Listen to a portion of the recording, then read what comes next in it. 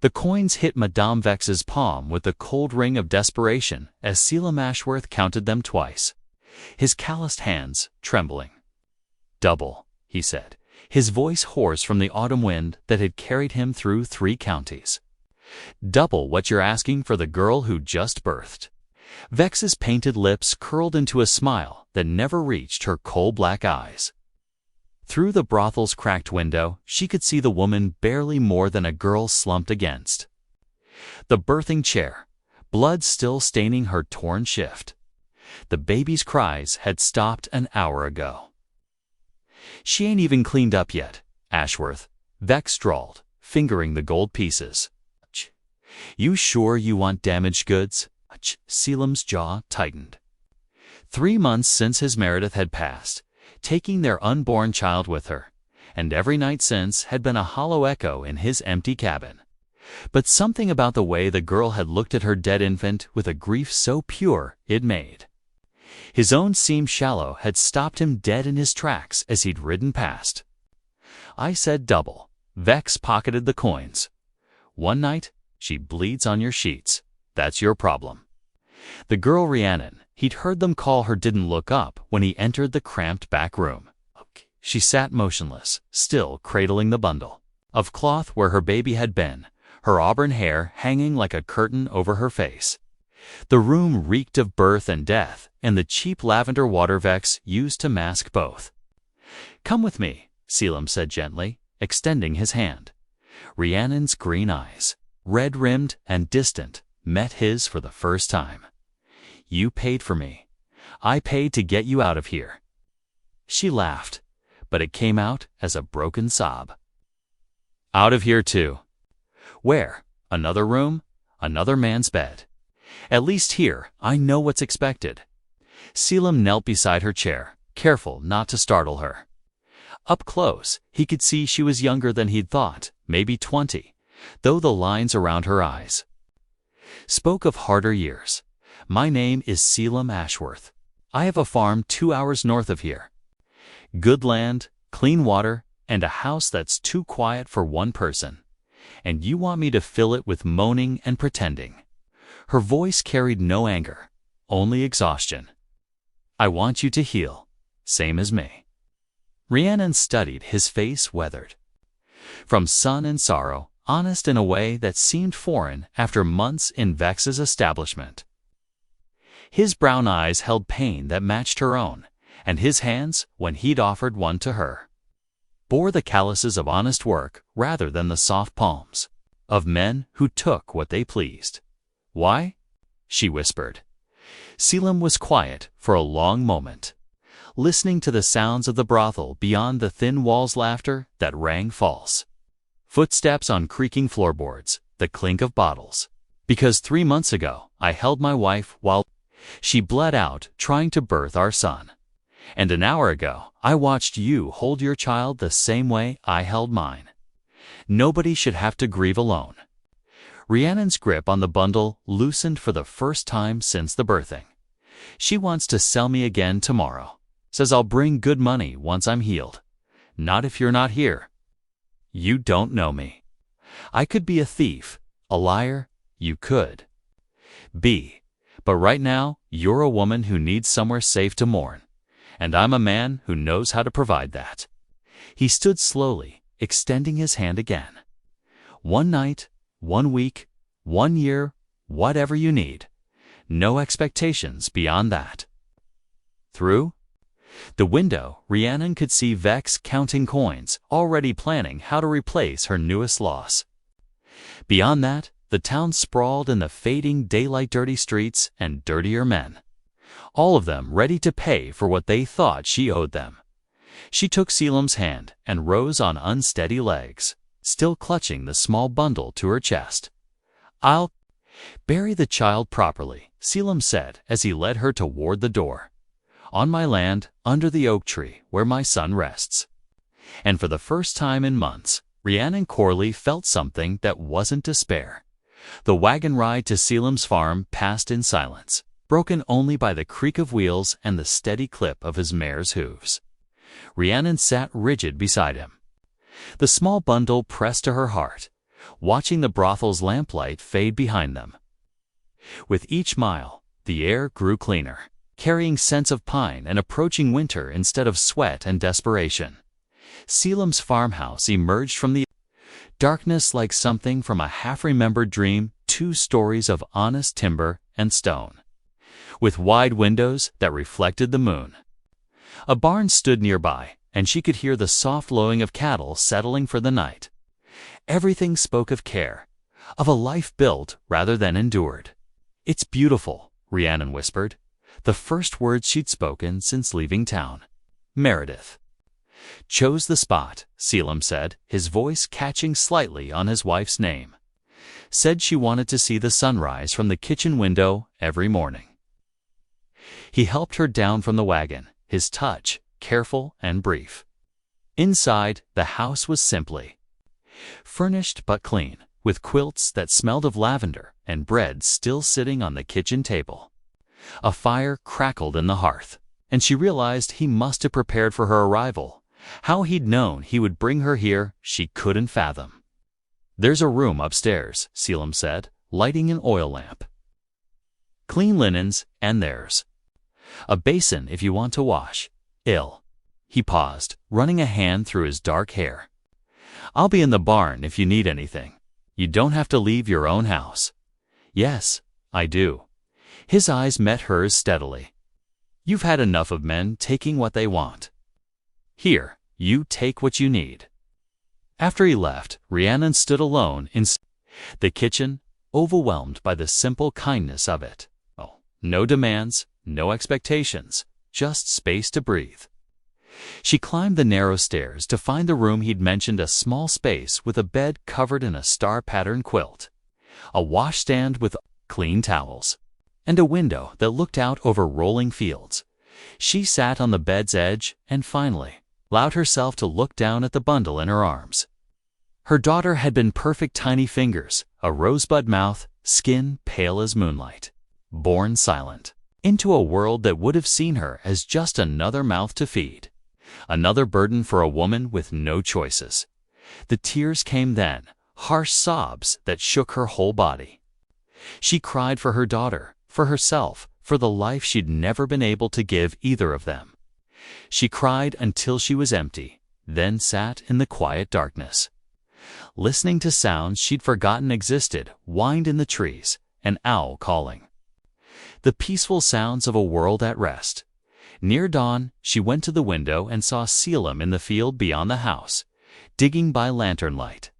The hole was small, but deep, and she understood with a fresh stab of pain that he was preparing a resting place for her child. Beside the fresh-turned earth, she could see another small mound, older and softened by weather. When the sun rose, painting the sky in shades of rose and gold, just as his wife had wanted. Rhiannon went downstairs to find Selim at the kitchen table, his clothes dirty from digging, his eyes red with exhaustion. "It's ready," he said simply. They buried her daughter as the morning light strengthened, under the oak tree that had sheltered his son's grave for 3 months. Selim spoke words over the tiny grave knot, the empty platitudes of a preacherhood.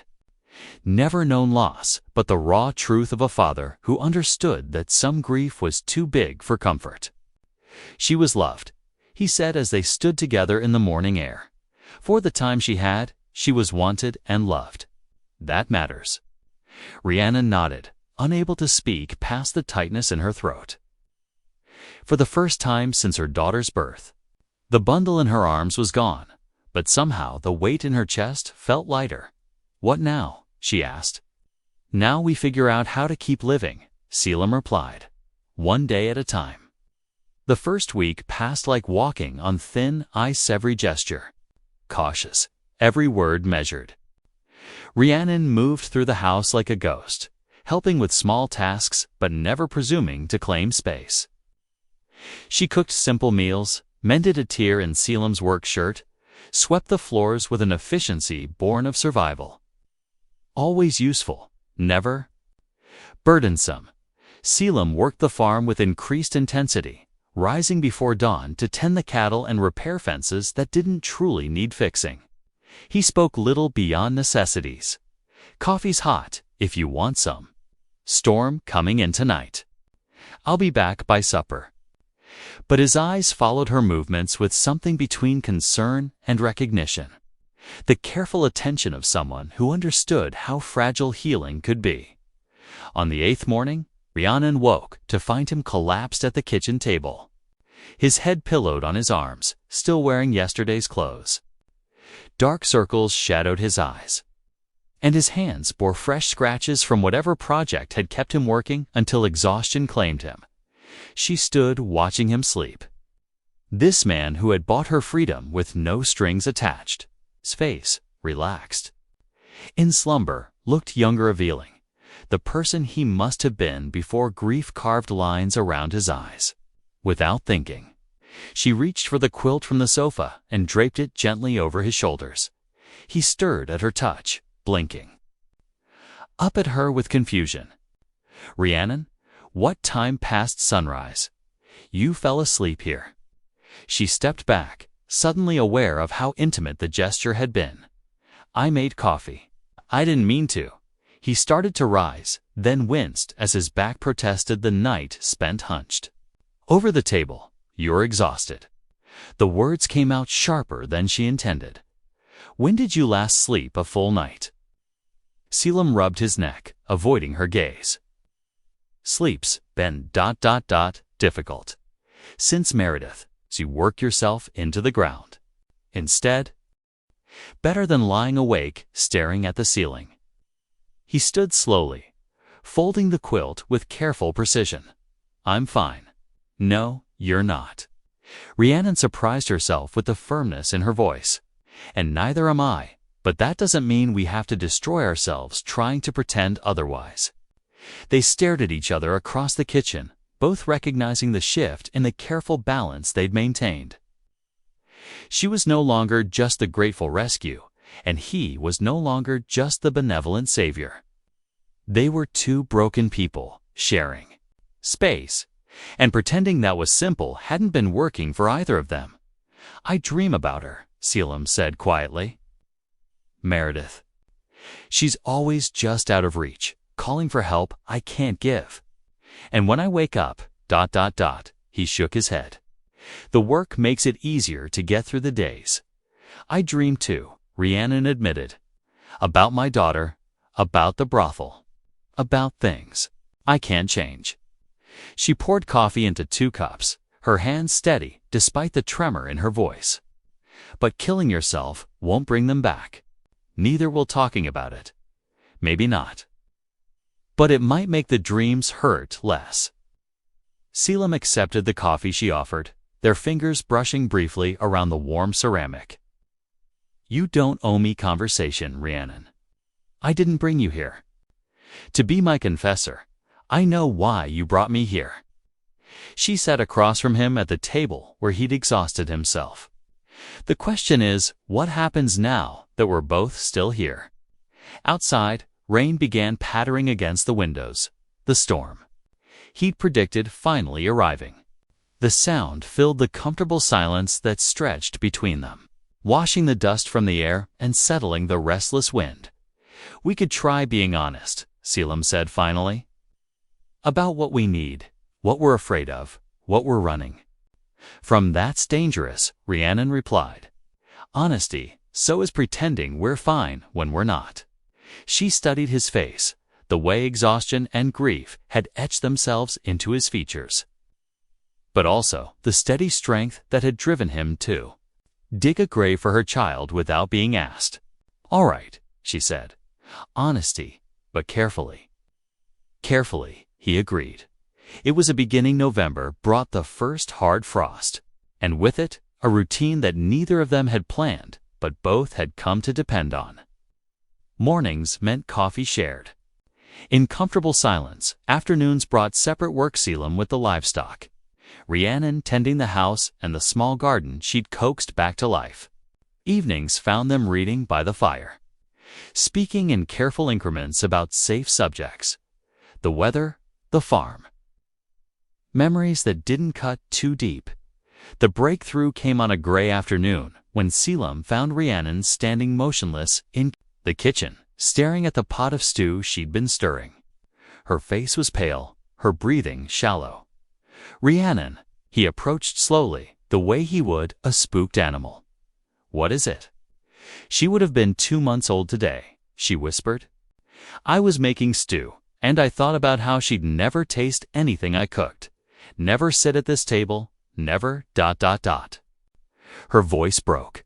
"I don't even know what I would have named her." Without thinking, Selim stepped closer and gently took the wooden spoon from her trembling hands. "What were you thinking of calling her?" "I couldn't decide. At the brothel, naming her would have made it worse when she stopped, wrapping her arms around herself. Vex said not to name them. Said it made it harder to let go. Vex was wrong about a lot of things." Selim stirred the stew with one hand, the other hovering near Rhiannon's shoulder, but not quite touching. "Names matter. They're how we remember. What was your son going to be called?" "Matthias, after Meredith's father." His voice grew quiet. "We had it picked out from the moment we knew she was carrying. Matthias if it was a boy, Lily if it was a girl." Rhiannon leaned against the counter, her breathing gradually steadying. "Lily's beautiful. So is thinking about names instead of avoiding them." He turned to face her fully. "What calls to you when you think of her?" She closed her eyes, and for a moment Selim thought she wouldn't answer. Then, "Clara." She looked like a Claire delicate but strong. I kept thinking it while I held her. But I was afraid to say it out loud. "Clara." He tested the name, letting it settle in the warm kitchen air. "It suits her." That evening, they walked together to the oak tree where both children rested. Selim had carved a small wooden marker for the newer grave, and Rhiannon traced the letters with her fingertip. Clara Corley. Below it, he'd carved a simple phrase. "Beloved daughter." "Thank you," she said, tears tracking silently down her cheeks. She deserved to be remembered by name. They stood in the gathering dusk, to parents honoring children who had barely drawn breath, but had changed everything. The wind rustled through the bare branches above them, and somewhere in the distance, a night bird called. "Selim." Rhiannon's voice was barely above a whisper. "Yes. I think about staying, really staying. Not just hiding here until I figure out what comes next. But I'm scared that wanting something good means I'll lose it." He was quiet for so long that she began to regret the admission. Then he spoke, his words careful but warm. "I think about asking you to stay. But I'm scared that needing someone means I'm betraying Meredith's memory. Maybe we're both scared of the wrong things. Maybe we are." That night, for the first time since arriving at the farm, Rhiannon slept deeply and without dreams. Down the hall, Selim lay awake not from grief, but from something that felt dangerously like hope. Outside, winter settled over the land with quiet determination, blanketing everything in the promise of renewal come spring. The house that had been too quiet for one person now held 2 heartbeats. 2 sets of dreams. 2 sets of dreams. 2 carefully guarded possibilities for something neither of them had dared to imagine. Tomorrow, they would begin the delicate work of building trust from shared sorrow. But tonight, they simply rested in the knowledge that they were no longer alone. December arrived with a blizzard that trapped them inside for 3 days. And Rhiannon discovered that sharing close quarters with Selim felt natural rather than suffocating. He carved wooden toys by the fire gifts for the neighbor children. He explained when she asked while she worked on mending clothes and reorganizing the pantry shelves. They talked more freely now, their conversations ranging from practical matters to carefully shared memories. "Meredith would have liked you," Selim said on the second evening, looking up from the wooden horse he was sanding smooth. She had a way of seeing strength in people, even when they couldn't see it themselves. Rhiannon paused in her darning. "Tell me about her. Really tell me, not just the careful bits." He set down the toy, considering. She laughed at everything, my cooking, her own terrible singing, the way I'd curse at the plow when it stuck. But she cried at everything too. Found a bird with a broken wing once and nursed it for weeks, weeping every day over its pain. She sounds wonderful. She was. But she was also stubborn as a mule and had a temper that could blister paint. He smiled at the memory. Threw a pot at my head once when I came home drunk from market day. Did she hit you? Barely missed. I deserved it, though. She'd been worried sick, and I'd been celebrating a good sale without thinking how it would feel for her to sit here wondering if something had happened to me. Rhiannon set down her needle. What did you do? Apologized. Slept in the barn that night and never stayed out drinking again without sending word. His expression grew serious. A good marriage isn't about being perfect, it's about learning to be better because someone you love is counting on you. The words hung in the air between them, heavy with implication. Rhiannon felt her chest tighten, not with fear, but with longing. When had she last been truly counted on? When had anyone cared enough to worry about her whereabouts or well-being? I don't know how to be in a marriage, she said quietly. The only relationships I've known were about survival or transaction. I wouldn't know where to start with something real. Neither did I when Meredith and I married. We were both young and stubborn and had no idea what we were doing. We figured it out together. That's different. You both started equal. I come. With ... She gestured vaguely at herself. Complications. Selim set down his carving tools and looked at her directly. Rhiannon, I need you to understand something. What happened to you before what you did to survive, none of that makes you worth less. Not to me, not to anyone who matters. Her eyes filled with tears, she tried to blink back. Easy words. True words. He stood and moved to the window, looking out at the snow that continued to fall. I've been thinking about something my father told me when I was young. He said that in farming, the best soil comes from land that's been through hardship. Rubate, crite, flood, even fire. It's the struggle that makes it rich enough to grow something strong. Are you comparing me to dirt? Despite everything, she found herself almost smiling. I'm saying that surviving what you've survived doesn't make you damaged goods. It makes you someone who knows the value of genuine kindness, honest work, and a safe place to rest. Those aren't small things, Rhiannon.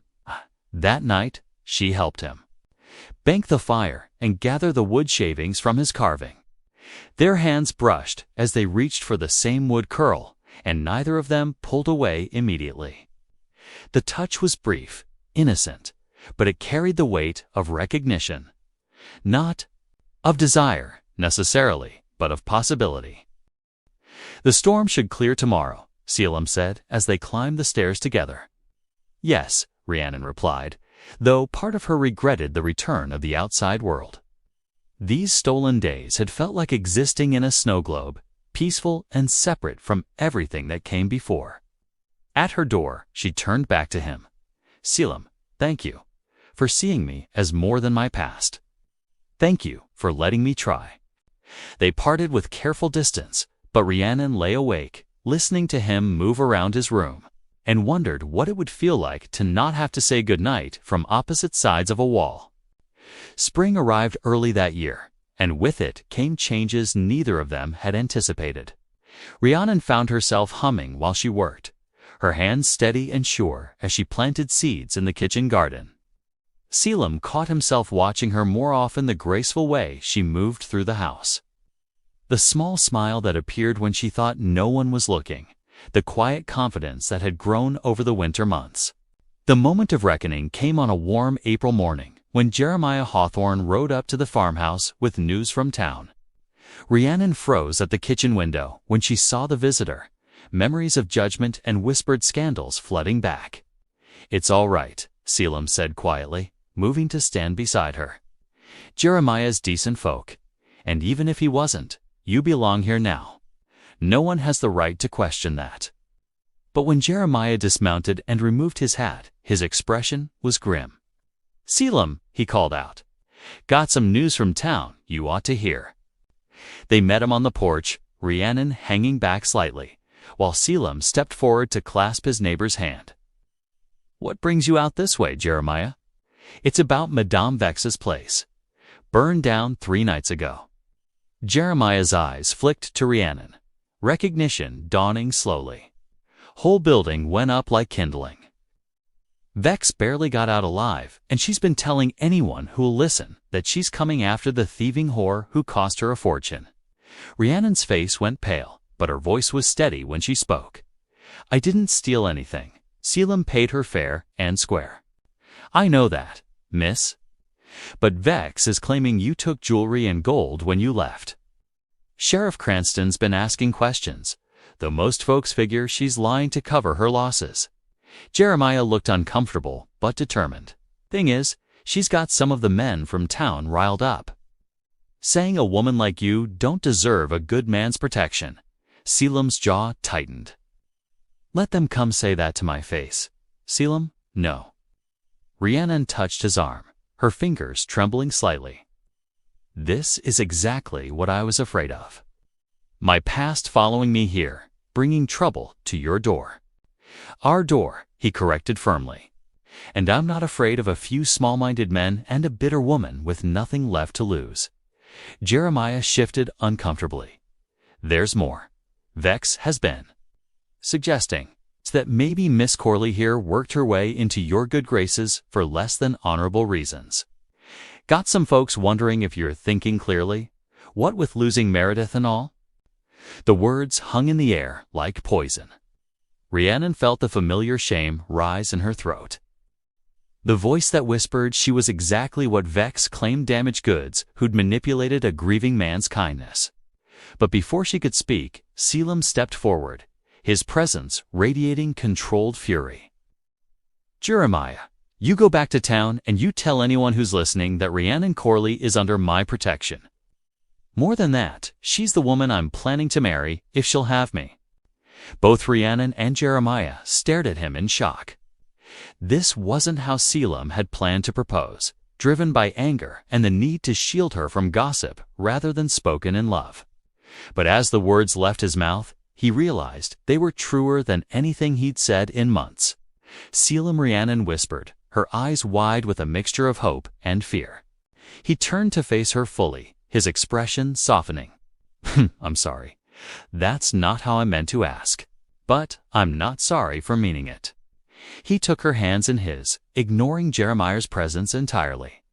"I love you, Rhiannon, not because you need saving, and not despite your past, but because of who you are. The woman who grieves honestly, works tirelessly, and has enough courage to trust again after everything you've endured." Tears spilled down her cheeks as she searched his face for any trace of doubt or pity. She found only sincerity, and something that looked remarkably like wonder. "Yes," she said, her voice strong and clear. "Yes, I'll marry you." Jeremiah cleared his throat loudly, but he was smiling. "Well then, I guess I'll be spreading different news when I get back to town." Word of the engagement spread through the county faster than wildfire, and the reactions were as mixed as Selim had expected. Some neighbors offered genuine congratulations, understanding that grief and love could coexist in complex ways. Others whispered behind hands, questioning the wisdom of a respected farmer tying himself to a woman with Rhiannon's history. The real trouble arrived on a humid May afternoon, when Sheriff Cranston rode up with 2 other men. Their faces set in the grim lines of men convinced of their own righteousness. Rhiannon saw them coming from the kitchen window and felt her hard-won peace shatter like dropped glass. "Selim," she called, her voice tight with controlled panic. "Company's coming, and it doesn't look friendly." He emerged from the barn, hay dust on his shoulders and wariness in his eyes as he recognized the sheriff's purposeful approach. "Stay inside," he told Rhiannon, but she shook her head. "No, running made sense when I had nothing to lose. Now I do, and I won't hide from it." They stood together on the porch as the 3 men dismounted, their presence heavy with official authority and unofficial judgment. Sheriff Cranston, a thin man with cold eyes and a reputation for harshness, removed his hat with mock politeness. "Afternoon, Selim, Miss Corley." The way he said her name carried deliberate disrespect. "I'm here on official business regarding some missing property from the fire at Vex's establishment." "What property?" Selim's voice was level but dangerous. "Jewelry, coins, some personal effects that Madame Vex claims were stolen the night Miss Corley left her... employment." Cranston's smile was thin and cruel. "Now, I'm not saying she took anything, but the timing is suspicious. Woman leaves in the middle of the night, building burns down a few months later, and suddenly there's valuable items unaccounted for." Rhiannon stepped forward, her chin raised despite the tremor in her hands. "I took nothing but the clothes on my back. Everything I owned was already gone sold to pay the debt Vex claimed I owed for room and board." "Convenient story," muttered one of Cranston's companions, a large man named Briggs, who owned the hardware store and had always looked at Rhiannon like she was something distasteful. "It's the truth," Selim said sharply. "I was there the night I brought her home. She had nothing but a bundle of rags." "Ah, yes, the bundle." Cranston's eyes glittered. "What was in it, Miss Corley?" The question hit like a physical blow. Rhiannon felt the color drain from her face, and beside her, Selim went very still as understanding dawned. "My daughter," she whispered. "I was holding my daughter." "So you admit you took something valuable from the premises?" The casual cruelty of the question hung in the air like a slap. Rhiannon swayed slightly, and Selim moved closer, his presence solid and protective. "Sheriff Selim said," his voice deadly quiet, "if you're suggesting that a grieving mother stealing away with her dead child constitutes theft, then you're not just wrong, you're despicable. Now see here, Ashworth." "No, you see here." Selim stepped off the porch, putting himself between the lawmen and Rhiannon. "That woman has done nothing wrong. She's committed no crime except surviving circumstances that would have broken weaker people. And if you think I'm going to stand by while you harass her, based on the lies of a bitter woman who lost everything in a fire..." "Careful, Selim," Cranston warned. "Interfering with an investigation is a serious matter. So is harassment, and so is defamation." A new voice cut through the tension, and everyone turned to see Reverend Marcus Whitmore approaching on foot, his usually gentle face set in lines of righteous anger. "Sheriff Cranston, I couldn't help but overhear your investigation from the road." The Reverend had married Selim and Meredith 5 years ago, and had been the one to comfort Selim after her death. His presence now carried the weight of moral authority that even Cranston couldn't dismiss easily. "This is official business," Reverend Cranston said, but his tone had lost some of its swagger. "Official harassment, more like," Whitmore replied. "I know this woman's character, and I know the man who loves her. Your investigation is nothing more than sanctioned cruelty." Reverend Whitmore's arrival marked a turning point, but it was what happened next that truly shifted the balance. As the confrontation stretched taut in the afternoon heat, more neighbors began arriving first: Jeremiah Hawthorne with his eldest son, then the widow Mary Kellerman with her teenage daughters, followed by others who had heard the commotion and come to see what was happening. "What's all this about, Sheriff?" Mary asked, her sharp eyes taking in the scene.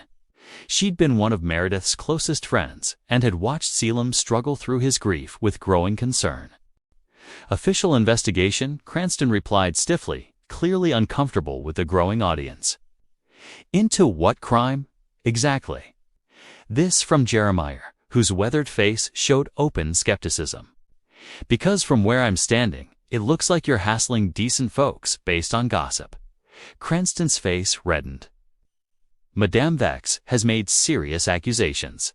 "Madame Vex," Mary interrupted with a snort of disgust, "is a woman who profited from human misery and now wants to blame others for her losses.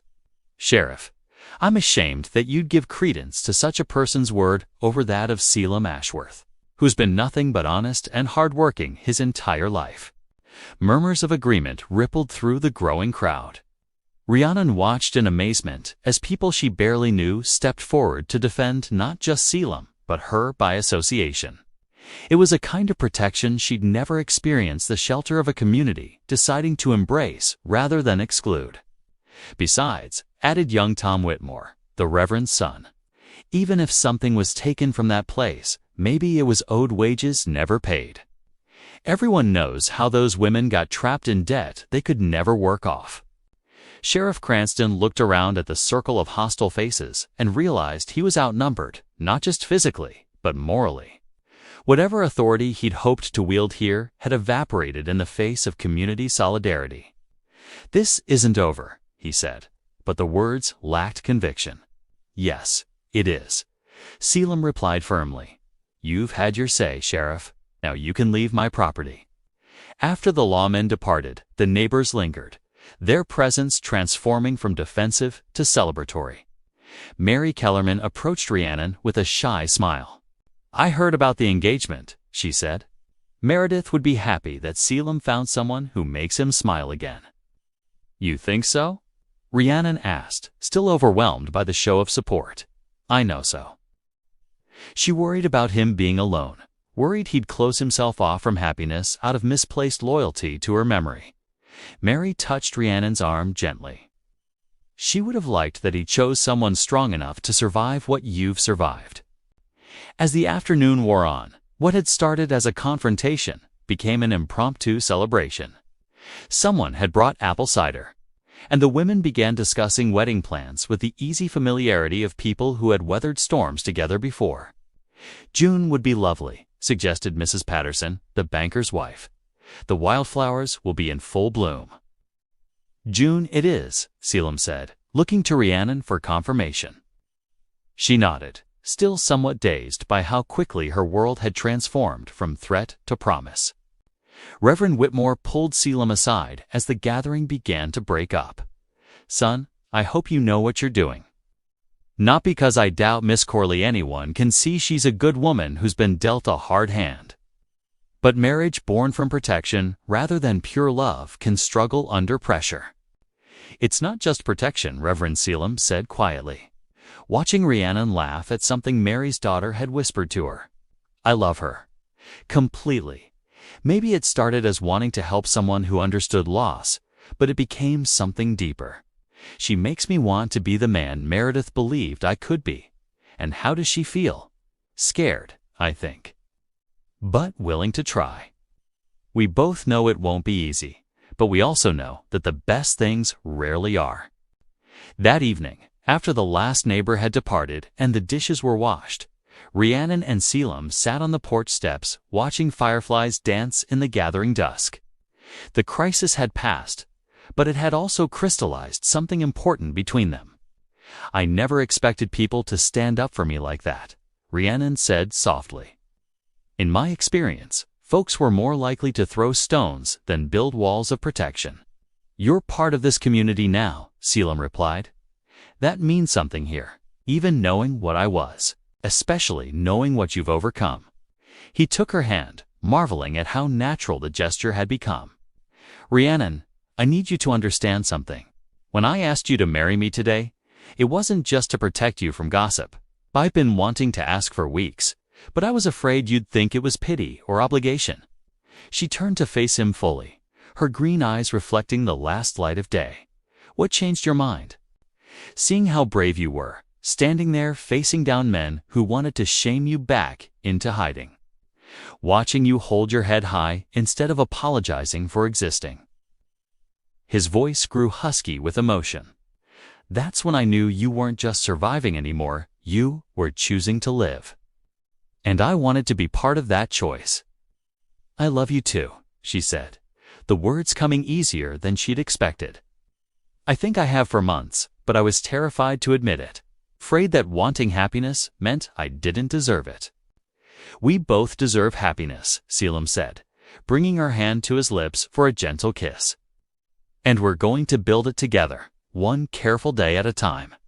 Above them, the first stars appeared in the darkening sky, and somewhere in the distance, an owl called to its mate. The farmhouse behind them glowed with warm lamplight, no longer too quiet for one person or too fragile for hope. They had weathered the storm, and summer was coming. The wedding took place on the first Saturday in June, under the same oak tree where Clara and Matthias rested. It had been Rihanna's idea not from morbidity, but from a deep understanding that their love had grown from shared loss and should be celebrated in the place where they'd learned to honor their grief together. The entire county seemed to have turned out, transforming the simple ceremony into something magical. Mary Kellerman had organized the women to bring covered dishes, while the men had strung lanterns in the tree branches and built long tables from sawhorses and planks. Even Sheriff Cranston's absence felt like a blessing rather than a slight. Rhiannon wore Meredith's wedding dress, altered carefully by the skilled hands of the seamstress, Mrs. Chen. Mary had suggested it, and after a moment of uncertainty, Rhiannon had accepted, understanding it as the gift it was meant to be, not replacement, but continuation. She would want it worn by someone who would love him well, Mary had said simply, and Rhiannon had known it was true. Reverend Whitmore's words were simple but profound, speaking not of perfection but of the courage to build something beautiful from broken pieces. When he asked if they would have each other, Selim's eye will rang out strong and clear, while Rihanna's was softer but no less certain. "You may kiss your bride," Whitmore said with a smile, and when Selim's lips met hers, the gathering erupted in cheers and applause that scattered birds from the surrounding trees. The celebration lasted until well past sunset, filled with music from Jeremiah's fiddle and dancing on the grass between the house and barn. Rhiannon found herself swept from partner to partner, grandfathers teaching her simple steps, children twirling around her skirts, women who had become friends welcoming her officially into their circle. But it was the quiet moments that mattered most. When she and Selim slipped away from the festivities to walk among the fireflies, their hands entwined and their hearts full of possibility. "No regrets?" he asked as they paused by the fence overlooking his fields. "Only that it took us so long to get here," she replied. "And you?" "Only that Meredith and Clara and Matthias can't be here to celebrate with us. But somehow, I think they are." As if summoned by his words, a gentle breeze stirred the night air, carrying the scent of wildflowers and the distant sound of laughter from their wedding guests. Above them, the stars seemed brighter than usual, and the moon cast silver light over everything they had built together. 6 months later, as autumn painted the hills in shades of gold and crimson, Rhiannon stood in the same spot with her hands pressed to her growing belly. The baby moved restlessly under her palms, as if eager to join the world that awaited. She called, and he came running from the barn, panic in his eyes until he saw her smile. "The baby?" he asked breathlessly. "Is fine, active, but fine." She took his work-roughened hands and placed them over the swell of her stomach. "I just wanted you to feel this." They stood together in the fading light, their child moving between them like a promise of the future they were building together. It wouldn't erase the children they had. Loss, nothing could do that. But it would add joy to a life that had learned to hold both sorrow and happiness in the same embrace. "What should we name this one?" Selim asked, his voice full of wonder. "We have time to decide," Rhiannon replied. "But I was thinking, if it's a girl, maybe Hope. And if it's a boy, Samuel. It means heard by God." "Hope and Samuel," Selim mused. "I like them both." As they walked back toward the house where their guests were beginning to gather their things and say their farewells, Rhiannon felt a deep contentment settle over her. She had traveled from darkness to light, from despair to hope, from surviving to truly living. Behind them, the oak tree stood sentinel over the small graves that had brought them together, while ahead lay a future neither of them could have imagined when they first met in that brothel room so many months ago. They had learned that love could grow in the spaces between heartbreak, and that the most beautiful stories often began with the words only to find something better than they ever dared to dream.